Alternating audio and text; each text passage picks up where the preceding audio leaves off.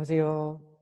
네, 오늘은 우리 여러분 앞에서 배웠던 여러 나라와 고조선 그런 것들을 이제 넘어서 이제 좀 더 자세하게 삼국시대로 넘어가게 될 건데 제목은 여기 있네. 삼국이 중앙집권적 고대 국가로 발전하다라는 제목이고요. 교과서에는 여러분 보시면 알겠지만 순서가 왕위 계승이 안정이 먼저 나오고 고구려 백제 신라, 그다음에 율령반포 제도 정비라고 해서 고구려 백제 신라 나오고 그다음 마지막으로 지방 통치 이렇게 나오는 세 가지 부분으로 나눠져 있어요. 근데 저는 제 스타일상 이런 게 좀 시간의 흐름이 어긋나 있으면 좀 저는 불편해요. 좀 시간의 흐름에 맞아야 되거든요. 그래서 이제 고구려 이제 시간의 흐름대로 쭉 배우고 근데 순서가 왕위 계승이 안정되면 이제 그다음에 율령 반포 제도 정비 이렇게 나가는 부분은 맞아요. 그래서 쭉 하고 백제 또 이렇게 쭉 해보고 신라 쭉 해보고 우리가 삼국이 신라의 통일까지 가는 그 직전 내용을 우리가 한번 살펴보도록 하겠습니다. 교과서 내용이 많지 않아서 간단하게 하고 살펴보고 넘어갈 거니까 여러분도 간단하게 우리 이해하고 교과서 내용 중심으로 우리 보도록 합시다. 네, 그래서 제가 이거 가지고 있는 한국사 활동지인데 여러분 저번 홈페이지에 학교 홈페이지에 올라와 있었죠? 근데 혹시 다운받지 못한 사람들은 제가 구글 클래스룸에 올려놨으니까 그 클래스룸에 있는 활동지를 가지고 활용하시면 되고 또 아니면 여러분들 교과서에 있는 그냥 내용을 보고 하셔도 상관없습니다. 똑같으니까. 그리고 나는 노트가 좀 더 필요해서 필기를 좀 해야겠다. 그런 친구들 노트를 이용해서 추가로 필기를 하시면 되겠죠. 이렇게 해서 우리 내용을 한번 수업을 시작하도록 하겠습니다. 코가 왜 간지럽냐. 네, 한번 해볼게요. 고구려부터 갑니다. 근데 고구려는 우리 내용 보기 전에 우리 처음에 시작이니까 우리 고구려와 백제, 건국신라부터 설명을 하면서 얘기를 해볼게요. 고구려. 네, 고구려는 우리 기원전 배웠나요? 앞 시간에 37년에 세워졌죠. 37년에 세워졌고요. 이 고구려를 세운 사람이 누구냐면 그렇죠. 주몽. 고구려세 은동명왕 나오잖아요. 백제원조왕 이렇게 나오잖아요. 그 주몽이에요. 근데 이제 이름이 거기 노래는 동명왕으로 되어 있죠. 같은 말이에요. 뭐 동명성왕, 동명왕 뭐 이렇게 말하기도 합니다. 주몽인데요. 이 주몽이 어느 나라 사람이었냐면 주몽의 출신이 또 부여예요. 부여 출신이고요. 그래서 이제 부여의 문화를 고구려가 좀 많이 비슷하게 따라하는 부분들이 있었죠. 주몽인데 이 주몽이 이제 또 태어난 얘기를 잠깐 우리 처음이니까 잠깐만 해보면 주몽은 그쵸. 아빠가 누구냐면 해모수 뭐 어떤 책에는 뭐 부여의 장군이었다 뭐 이런 얘기도 있고요. 근데 어떤 또 설화에는 하늘 천재의 아들이다. 하늘을 신의 거예요. 신 한마디로 신이었고요. 하늘의 아들. 그리고 이제 엄마가 누구냐면 유화공주인데 이 유화공주는 하백이라는 사람의 딸이에요. 그 하백은 물의 신입니다. 호수의 신, 뭐 물의 신 이렇게 되는 거죠. 그러니까 신의 아들과 신의 딸이 만나서 아이를 갖게 됐으니 그 아이가 이제 주몽이 되는 거예요. 여기서 주몽이 태어나요. 근데 이제 해모수가 약간 이제 유아의 아버지는 이제 장인어른은 별로 이제 해모수가 마음에 안 들었나 봐요. 그런데 이제 억지로 이제 유아가 이제 해모수랑 결혼을 했는지 그래서 유아가 해모수의 아이를 갖게 돼요. 그러니까 유아가 이제 쫓겨나게 됩니다. 쫓겨났는데 이제 그 부여 쪽에서 쫓겨났나 봐요. 그런데 이제 부여의 왕이었던 금와 왕, 골든 프로그, 킹이 이제 이 유화를 보니까 좀 기운이 이상한 거예요. 알고 봤더니 얘가 호수의 물의 신의 딸이네요. 그리고 아이를 잉태했는데 그 아이 아빠는 해모수고 안 되겠다. 내가 데려와서 잘 보살펴야겠다 생각을 하고 데려왔는데 이제 주몽이 이제 태어나게 된 거죠. 태어난 것도 약간 좀 재밌는데 유화의 겨드랑이에서 알이 알이 나왔고 그 알을 막 버렸는데 막을 도와주고 막 해가지고 결국에 주몽이 알에서 깨어나게 돼요. 주몽은 화살을 잘 쏘잖아요. 내가 거의 뭐 7살 때 활을 만들었다 그랬나? 아무튼 능력이 뛰어난 그런 사람이 주몽이었어요. 뭐 신의 자녀니까 거의 주몽도 사실은 신인 거죠. 네, 그런 상황에서 이제 주몽이 너무 잘 생활하고 능력도 뛰어나고 무예도 뛰어나고 다 잘하니까 이 금왕의 아들들이 주몽을 시기한 거예요. 금왕도 주몽을 시기했어요. 주몽을 저대로 두면 우리나라가 주몽에게 넘어가겠다, 부여가. 그래서 주몽을 맴매하려고 하니까 주몽이 그걸 먼저 알고 이제 탈출을 합니다. 탈출하기 전에 나라를 떠나게 주몽에게 부인이 있었어요. 예씨였던 것 같은데. 이 부인이 있었는데 이 부인이 이제 뱃속에 아이가 있었던 거예요. 그래서 아이가 있는데 주몽이 이제 떠나면서 얘기를 해요. 만약에 아이가 태어났을 때 아들이면 내가 7개의 모가 난 그런 돌멩이 밑에다가 나의 상징을 숨겨놨으니 그것을 들고 나를 찾아오도록 해라. 하고 유언처럼 이제 남기고 이제 주몽은 떠납니다. 그래서 이제 남쪽으로 내려오는데 내려오다 보니까 이제 호수였나 강이 있었던 것 같아요. 근데 이제 여기를 내려가야 되는데 이제 금왕의 부하들이 왕의 신하들과 군대들이 쫓아온 거죠. 그래서 주몽이 이제 호통을 칩니다. 이 호수한테 호통을 친 거예요. 내가 지금 유화의 아들인데 너희 지금 나 이렇게 죽게 내버려 둘 거냐? 그래서 이제 물속에서 이제 물고기 뭐 이런 자라 이런 것들이 떠올라서 이제 다리를 만들어서 주몽이 건너가게 되고 네, 건너와서 이제 어디에 땅에 왔냐면 네 그렇죠 졸본 땅에 오게 된 거예요. 졸본 땅에 오게 됐고요. 이 졸본 땅에는 이제 이미 그곳에 연타발이라는 귀족이 살고 있었어요. 다스리고 있었죠. 근데 이 연타발의 딸이 이제 소선호였던 거예요. 소선호가 있었는데 이제 이 소선호가 주몽을 딱 보는 순간 이 사람은 비범한 사람이다. 특별한 사람이다. 이 사람을 잘 관계를 맺어야 잘 협력을 해야 이 졸본 지역이 앞으로 발전할 수 있고 우리 가문도 무사할 것이다. 생각을 해서 이제 주몽과 이제 소선호가 결혼을 하게 돼요. 주몽은 또 소선호가 이제 그 졸본 지역의 귀족이었으니까 이 귀족과 잘 연합을 해서 분란을 일으키지 말아야 다툼이 없어야 이 땅에서 잘 정착할 수 있을 텐데 이렇게 서로 이제 이해관계가 맞아 떨어진 거예요. 그래서 주몽이 이제 졸본 지역을 다스리게 됐고요. 이 둘 사이에 이제 비류, 원조가 태어나게 됩니다. 그래서 이제 비류 원조가 태어났고요. 이제 쭉 잘 살고 있는데 이제 여기 다시 이쪽으로 들어와서 다시 이 뱃속에 있던 아기가 아들이었어요. 이름은 유리. 네, 이름이 아주 예쁘네. 유리인데 이 유리가 이제 엄마에게서 아빠에 대한 이야기를 들은 거죠. 너희 아버지는 이러이러했다. 그래서 7모가 있는 돌 밑에 상징을 숨겨놨으니 그걸 찾아와서 자기 아들임을 인정하면 아마 만날 수 있을 것이다. 해서 이제 이거를 이제 대들보 집안에 이제 건물 밑에 있는 대들보의 그 돌멩이를 드러내서 이제 그 상징이 칼이었는데 부러진 칼이었어요. 칼을 찾아내서 이 칼을 들고 이제 졸본 지역으로 가게 됩니다. 근데 주몽이 이제 비료 원조가 있었지만 이제 유리가 오니까 너무 좋은 거예요. 이게 이 사람이 바로 이 아들이 진짜 내 아들이다. 첫째 아들이다. 그래서 비료 원조는 세컨 밀려난 거에 된 거예요. 넘버 2, 넘버 3로. 그래서 이제 주몽은 유리에게 왕위를 물려주려고 하죠.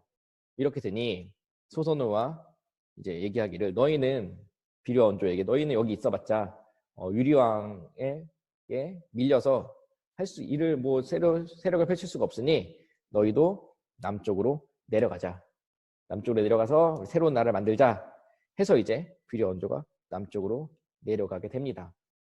그래서 보니까 비류는 인천 지역이라고 떠요. 인천 지역에 땅이 마음에 들어서 그쪽에 정착을 했고 원조는 한강 있는 서울, 뭐 위례성 이쪽이 마음에 들어서 이제 이쪽에 정착을 했는데 그래서 여기다 세운 나라는 백제가 되는 거죠. 그런데 이제 인천에 세웠던 비류가 뭐 땅에 소금기가 많았다 그랬나 그래서 결국에는 이 둘이 세력을 합치게 되어서 이제 이 비류와 원조에 의해서 백제가 세워지게 됩니다.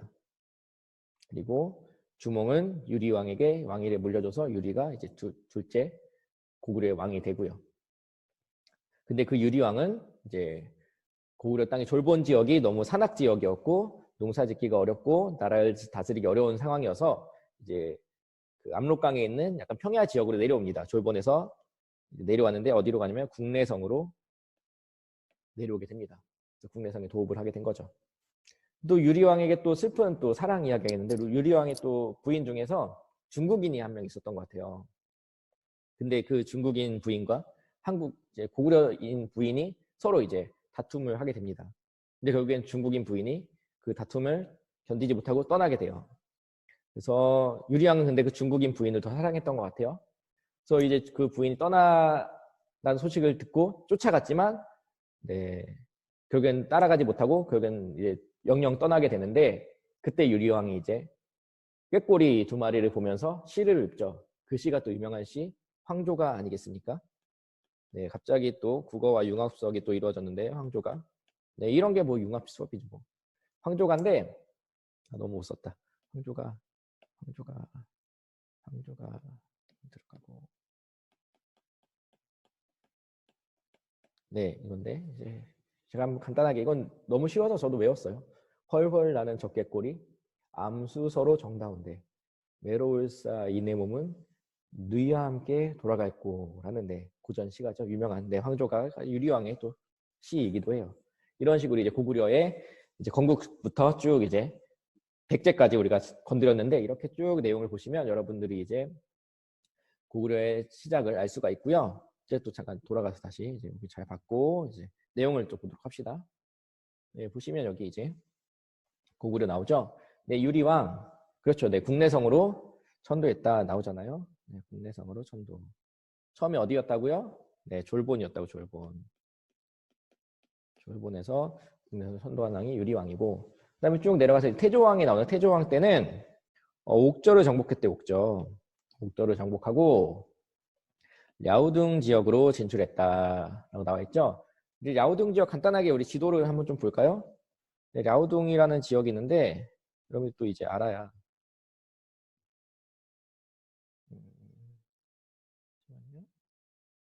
이렇게 볼까요?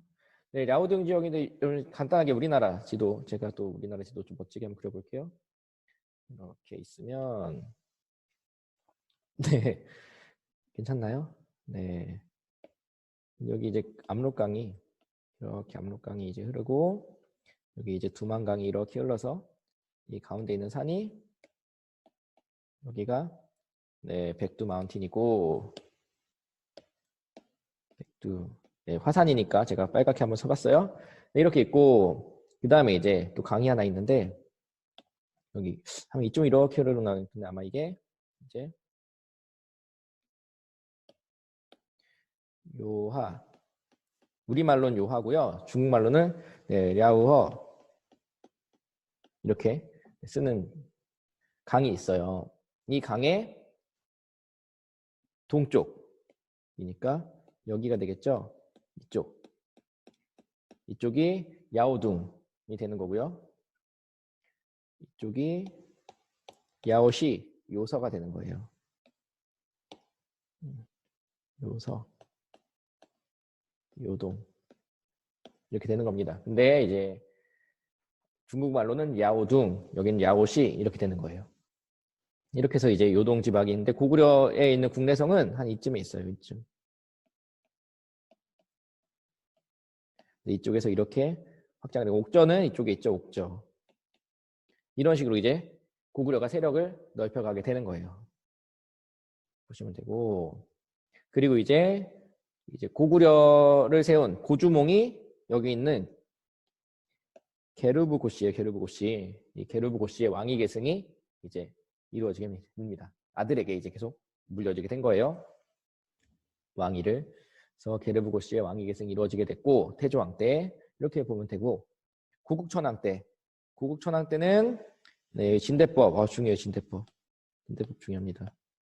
진대법이 실시가 되는데 진대법은 이때 고국천왕에게는 유능한 신하가 한 명 있었는데 참고로 네, 이거 중요하지 않은데 제가 잘난 척 한번 해보면 을파소라는 또 신하가 있어요. 그 을파소라는 신하가 진대법을 실시하도록 도와주는 신하인데 이제 백성들이 봄만 되면 먹을 것이 없어서 굶어 죽는 거예요.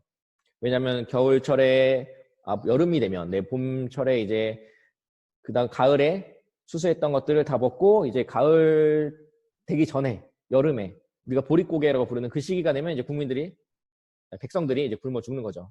그러니까 그런 백성들을 어떻게 도와줄 방법이 없겠느냐 해서 제안한 제도가 진대법인데 간단하게 정리하면 추운데 봄에 빌려주고 추납 가을에 다시 받는 그런 제도예요. 춘대 추납 방식이고요. 그래서 봄에 빌려줘서 사람들이 가을까지 잘 먹고 살고 이제 이자를 좀 더해서 가을에 이제 다시 받는 거죠. 선생님 같이 이제 계획이 꼼꼼하고 착실하고 잘 계획을 세우고 1년 12달인 걸 알고 배고프다고 하루에 5끼, 4끼 안 먹고 3끼만 딱 먹고 이런 사람들은 잘 먹을 수가 있는데 이제 가끔씩 이제 배고프다고 5끼 먹고 막 퍼주고 막 흘리고 막 이런 사람들은 이제 부족한 거예요, 쌀이. 그런 사람들을 위해서 이제 이렇게 봄에 곡식을 빌려주는 제도를 만들게 되었다라는 거 진대법 알아두시고 그 다음에 이제 고국천왕 때 오부연맹이 해체가 되고 이 말은 이제 귀족적인 질서를 가지고 있었던 오부족 연맹 국가였는데 그게 이제 왕 중심으로 이제 관료 체제로 신하들이 되어서 이제 정비가 되었다. 이걸 그림으로 간단하게 표현하면 이렇게 표현할 수도 있어요. 네, 이렇게 해서 이건 좀 지우고, 네, 이거는 좀 지우고, 나중에 쓸 수도 있는데, 나중에 써야겠다. 네, 죄송합니다. 지우고 여기다가 보시면 원래는 이런 형태로 연맹왕국이라는 형태는 나라가 이렇게 구성이 되어 있는 거예요. 중앙에 왕이 있고 여기 귀족 1, 귀족 2, 귀족 3, 귀족 4 이렇게 되어 있는 형태가 이제 연맹왕국 형태인데 이제 이런 나라가 이제 왕 중심으로 중앙에 왕이 있고 이제 왕의 통제하에 이제 신하 1, 신하 2, 신하 3, 신하 4 이렇게 이런 식으로 이제 가는 걸 우리가 중앙집권화라고 합니다. 그래서 이렇게 중앙집권으로 발전하게 되는 거죠. 고구려가. 언제? 네. 고국천왕 때 이렇게 가고 있는 거예요. 관료체제, 이걸 관료체제가 정비되었다라고 말을 하는 거죠. 네. 또 넘어갑니다. 네, 비천왕 때는 낙랑군을 몰아냈대요. 낙랑군. 낙랑군은 중국에 간섭을 받고 있던 그런 땅이죠. 낙랑군이 몰아냈고 네, 죄송합니다. 네, 그리고 이제 그 다음에 이제 소수리망이 등장하는데 소수리망은 너무 중요하죠. 소수리망은 너무 중요해요. 이 왕은 정말 너무 짱이에요. 소수리망. 네, 이분이 이제 여기 나와 있는 것처럼 태학을 설립했고 인재를 양성한 거죠. 태학은 어떤 인재였냐면 유교적인 소양을 가진 유교적 소양을 가진 인재를 양성하게 돼요. 나라를 다스리려면 이제 유교라는 그런 종교가 어떤 학문이 필요하다고 생각을 한 거죠. 그래서 유교적인 인재가 들어오게 되고 기르게 되고 불교를 수용합니다. 전진을 통한 전진은 중국에는 나라 이름이에요. 불교를 수용해서 종교적인 통합을 이루게 된 거죠. 그래서 학문적인 정치적인 통합은 유교를 바탕으로 반대로 정신적인 그런 백성들의 통합은 불교를 바탕으로 이렇게 해서 불교와 유교가 이제 고구려에도 정착이 되게 됩니다.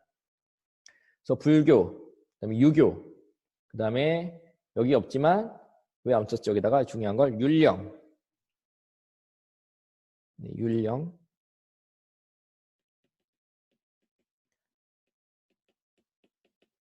이것도 이제 소수리망 했던 거예요. 이 세 가지가 우리가 이제 중앙집권 국가로 갔다, 중앙집권 국가가 되었다라고 보는 세 가지 중요한 키워드가 우리 아시아에서는 유교, 그다음에 불교, 그다음에 율령. 그래서 법적으로는 율령, 제도적으로 율령이 기틀을 마련하게 되고 학문적으로, 정치적으로는 유교가 이제 기틀을 마련하게 되고 정신적인, 문화적인 부분은 불교를 통해서 또 통합이 이루어지게 되고 이렇게 하나의 종교, 하나의 학문, 하나의 제도가 이제 잘 갖추어져서 시스템이 만들어져서 나라가 이제 굴러가는 그런 걸 우리가 이제 중앙 집권 국가라고 하거든요. 이제 그게 소수리망 때, 물론 고국천왕 때 기초가 마련이 되었고 이제 소수리망 때 이제 발전이 되게 된 거예요. 그게 이제 고구려고요. 소수리망이 이렇게 발전시켜 놓은 제도를 바탕으로 이제 그 다음 때인 광개토대왕 때 이제 영토 확장이 이루어지게 되는 거죠. 네, 그냥 광개토대왕 달리기만 하면 돼요. 말만 타고 달리면 그냥 다 우리 땅 되는 거예요. 네, 열심히 달려서 달려 해서 이제 많은 땅을 차지했죠. 여기는 잠깐 간단히 나와 있지만 뭐 몽골 근처까지도, 그다음에 중국 쪽 꽤 갔고, 그다음에 뭐 여진족, 뭐 거란족 이런 민족들, 남쪽으로는 백제, 그다음에 뭐 신라까지도 다 장악을 해서 최대 영토를 만들었던, 고구려의 최대 영토를, 장수왕 때 최대 영토긴 하지만 그런 최대 영토의 기틀을 마련했던 사람이 이제 광개토 대왕이고요. 그래서 백제를 공격해서 한강 이북을 차지했고, 네, 여기 나와 있는 신라의 침입한 외를 물리침 또 얘기할 수 있는데, 이거를 또 우리가 어떻게 할 수 있냐면 호우명 그릇이라 그래서 호우명 그릇, 이 그릇에 써 있어요. 이 그릇이 뭐냐면 광개토 대왕이 신라의 이때 내무랑이었거든요. 왕에게 준 거예요. 밥그릇을 줬는데 밥그릇 밑에 써놓은 거예요. 내가 광개토 대왕이 신라를 도와서 신라에 있던 왜가 도망갔다. 내 덕분이다. 평생 기억해라. 뭐 이런 거죠. 밥그릇에다 새겨줬으니까. 그래서 이제 이렇게 해서 호우명 그릇이 이제 남았고, 이걸 통해서 우리가 광개토 대왕이 신라를 도와줬다는 내용을, 또 그래서 신라를 간섭하게 된 내용도 우리가 알 수가 있습니다. 그래서 만주 일대를 장악했고, 이렇게 장악하니까 이제 중국의 연호를 사용하지 않고 독자적인 연호였던 영락이라는 연호를 사용하게 됩니다. 네, 연호에 대한 얘기 간단하게 하면, 연호는 해를 세는 단위인데, 옛날에는 지금처럼 뭐 우리가 2020년이잖아요. 근데 2020년이라는 기준은 예수님이라는 서양의 기준을 따라서 예수님인데, 이때는 예수님을 모르니까 이제 기준이 필요한 거죠. 근데 기준을 이제 왕으로 삼은 거예요. 왕이시고 신이었으니까. 그 왕이 태어난 지 1년, 왕이 태어난 지 2년 이렇게 해를 셌는데, 그 기준이 되는 왕도 중국의 왕이었던 거예요. 그래서 중국의 왕이 태어난 해를 기준으로 우리가 해마다 달력을 만들어 왔는데, 이제 광토 대왕은 우리가 왜 중국의 연호를 따라 써야 되느냐, 우리는 독자적인 연호를 사용하겠다. 그래서 영락이라는 연호를, 영락제라고 이제 우리가 부르죠. 광개토 대왕 또 영락이라는 연호를 사용하게 됩니다. 이런 내용들이 광개토 대왕릉비에 잘 나와 있습니다. 이렇게 보시면 되고, 광개토 대왕의 아들이 장수왕이죠. 장수왕은 이제 아버지가 광개토 대왕이 북쪽으로 영토를 많이 확장했다고 생각을 하면, 이제 장수왕은 남쪽으로 내려오려고 이제 북쪽은 장악을 했으니까 수도를 국내성에서 평양으로 옮기게 됩니다. 평양 천도를 하게 됐고요. 그래서 그 이후에 이제 한강유역을 장악하면서 백제를 계속 압박해가고, 장수왕도 영토를 잘 확장하고 나라를 잘 완성시킵니다. 이게 이제 장수왕이 이제 했던 내용이고, 그래서 이제 그 지방 통치는 6세기경에 성을 중심으로 행정구역을 정비하게 되는 모습이 교과서에 등장합니다.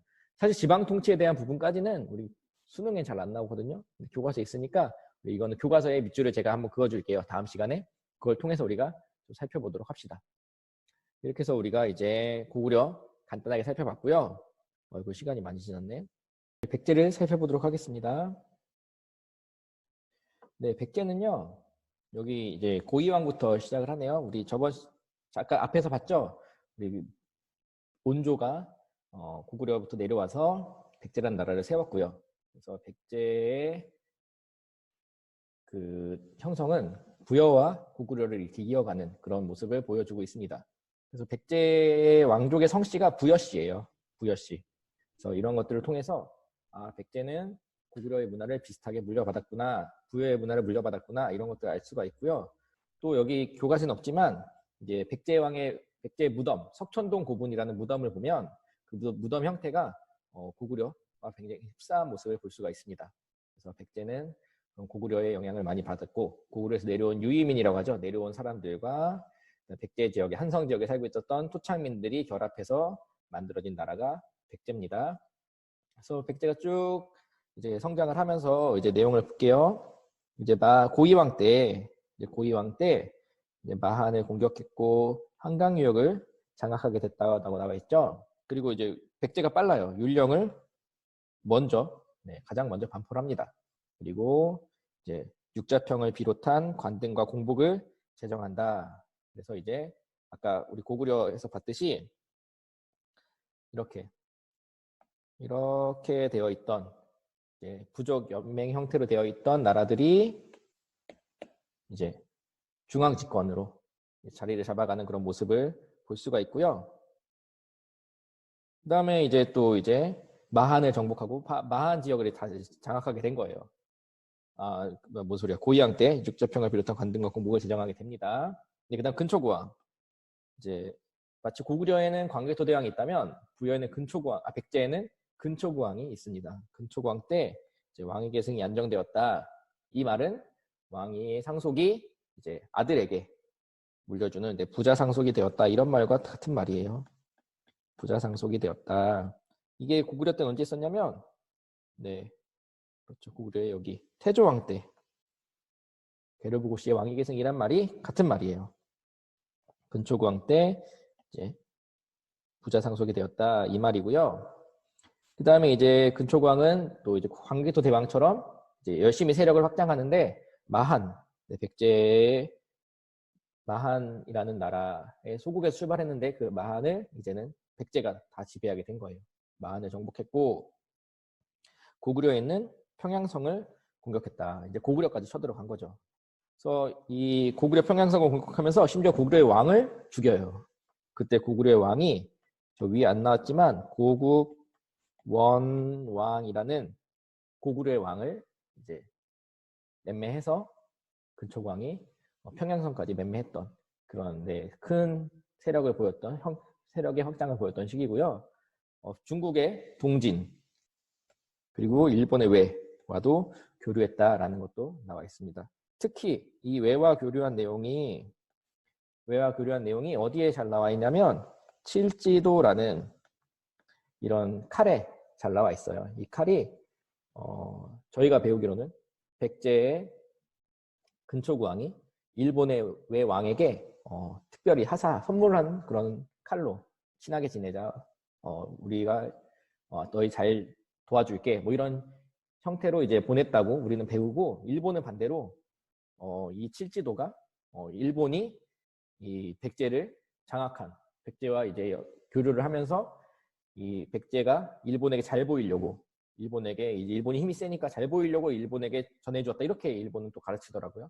서로 이제 반대로 가르치고 있는데 이제 내용에 이제 그 칠지도에 글씨가 써져 있는 부분에 약간 안 보이는 글자들이 또 있어서 이렇게 서로 다르게 배우고 있지만 우리가 제가 생각할 때는 이때 백제의 힘이 더 셌던 걸로 저는 그렇게 알고 있습니다. 그래서 이제 외와 교류하는 어쨌든 친하게 지내는 과정에서 칠지도라는 이런 유물이 또 발견이 되면서 확실하게 우리가 알 수 있게 된 내용이고요. 그래서 근초고왕이 이제 세력을 확장하게 되죠. 그리고 이제 그 이후에 이제 침류왕 때 불교를 수용하게 되는데 백제 같은 경우는 동진에서 불교를 받아들입니다. 중국의 전진 같은 경우는 북쪽 지역에 있는 나라고요. 동진 같은 경우는 남쪽 지역에 있는 나라예요. 서로 이렇게 해서 중국으로부터 불교를 각각 받아들이게 됩니다. 그런데 이 침류왕이 이제 죽은 이후에 광개토 대왕이 이제 등장하게 되면서 또 장수왕이 등장하게 되면서 백제가 계속 이제 고구려에게 밀리게 되는데요. 특히 5세기 후반이 되면 이제 장수왕 때예요. 장수왕 때 고구려의 공격으로 백제의 수도인 한성이 함락됩니다. 그러면서 이제 한강 유역을 잃게 되죠. 이때 한성의 마지막 한성 시기라고 우리가 부르는데 한성 시기의 마지막 왕이 계로왕이에요. 계로왕. 이름 정말 괴롭죠? 이 계로왕이 이제 장수왕에게 죽게 된 거죠. 우리 고국 원왕의 원수를 이제 장수왕이 갚은 셈이 됐고요. 백제는 또 이제 계로왕이 전사하게 되면서 또 크게 위기를 맞게 됩니다. 그래서 더 이상 한강 유역을 지킬 수 없기 때문에 수도를 그렇죠. 웅진으로 천도하게 됩니다. 그래서 이 웅진 시기의 대표적인 왕이 이제 무령왕이고요. 무령왕이 이제 백제를 다시 부흥시키기 위해서 이제 지방 장악을 다시 시도합니다. 22담로를 설치했고 이 22담로에 왕족을 파견하면서 다시 지방을 잘 정비하게 되죠. 이 무령왕의 또 시세가 잘 나와 있는 또 부분이 이제 무령왕릉이 발견되면서 또 다 기억하게 되죠. 또 무령왕은 참고로 백제 외에서 태어났다 이런 설도 있어요. 여러 가지 다양한 모습이 제기되고 있는 게 무령왕이고, 또 무령왕의 무덤을 보면 또 이 무덤 벽돌 무덤인데 이것도 중국의 양식과 굉장히 흡사한, 백제가 중국과 일본과 굉장히 활발한 교류를 했던 걸로 우리가 짐작할 수가 있습니다. 무령왕이 백제의 부흥을 이끌었지만 이 웅진 시기에서는 백제가 큰 활약을 하지 못해요. 근데 이제 웅진에 있었던 지방 세력들도 좀 힘이 셌던 것 같고, 그래서 이제 무령왕이 죽고 나서 그 뒤에 성왕이 즉위하면서 이제 수도를 다시 한번 더 옮깁니다. 사비로. 그래서 처음에 맨 위에 위례성, 여기는 위례성이라는 한성이라고 부르는 지역에서 이제 백제가 시작을 했고, 그 다음에 무령왕, 백제 웅진 시기가 된 무령왕이 대표적인 왕이고, 또 이제 사비 시기로 넘어가면 성왕이 대표적인 왕입니다. 성왕은 중앙에 관청을 설치했고, 그 다음에 지방은 5개의 방을 나눠서 지방을 통치하게 됩니다. 백제는 이런 식으로 한성 시기, 그 다음에 웅진 시기, 마지막 사비 시기, 이렇게 3시기로 나눠서 여러분들이 기억하면 좋을 것 같습니다. 우리 신라는 다음 시간에 우리 해보도록 할게요. 이렇게 해서 우리 고구려와 신라를 간단하게 살펴봤는데, 여러분 제가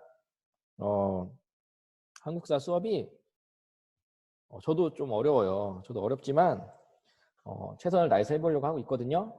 그러니까 여러분도 이 온라인 수업 시기가 영원하진 않잖아요. 언젠가는 끝이 날 텐데, 그 끝날 때까지 우리가 이 시간을 잘 활용해서 위기를 기회로 바꾸는 그런 경화 여고 학생들이 됐으면 좋겠고요. 그 다음에 제가 혹시 버벅거리거나, 저도 내성적인 성격이라서 제가 혹시 수업하다 틀리는 부분이 있으면 여러분들 그냥 흐흐흐흐 웃고 넘어가지 마시고 댓글을 써주거나 틀린 부분을 바로 잡을 수 있는 기회를 주시면 제가 바로 잡아서 여러분들에게 올바른 정확한 정보를, 정확한 수업을 할 수 있도록 또 제가 최선을 다하도록 하겠습니다.